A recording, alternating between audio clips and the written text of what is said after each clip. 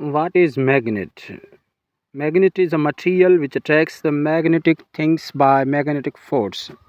चकमक हिकु उहो मटीरियल आहे जेको चकमकी शयुनि खे छिके थो. मैग्नेटिक फोर्स छा आहे? मैग्नेटिक फोर्स उहो ज़ोर आहे जेको मक़नातीसी शयुनि खे पाण ॾे कशिश करे थो या छिके थो. मैग्नेटिक फील्ड छा आहे?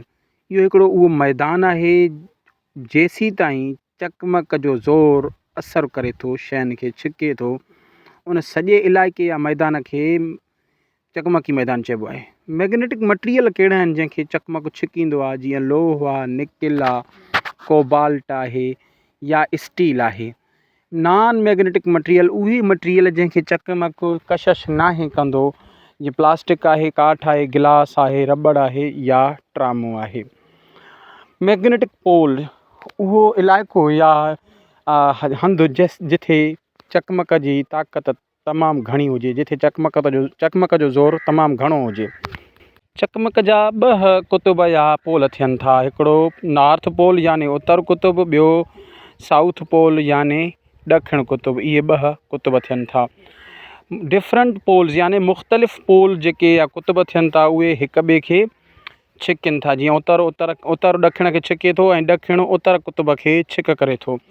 Same pole repel each others. हिक जहिड़ा जेके पोल आहिनि उहे हिक ॿिए खे धिकनि था. जीअं कुतुब उत्तर कुतुब खे धिकींदो ऐं ॾखिण कुतुब खे धिकींदो. उन खां पोइ आहे मैग्नेटाइज़ द मटीरियल. कंहिं बि मटीरियल खे चकमकी कीअं थो बणाए सघिजे? पहिरीं ॻाल्हि आहे त उन माना मटीरियल मां बिजली गुज़ारियो त बिजली गुज़ारण सां उन में आर्ज़ी तौर ते चकमक वारो ज़ोर पैदा थी पवंदो आहे. ॿियो जेको आहे त उन मटीरियल खे कंहिं मटीरियल खे छा कयो, चकमक सां हिक रुख में उन सां घसाईंदा रहो त उन में चकमकी ज़ोर पैदा थी पवंदो.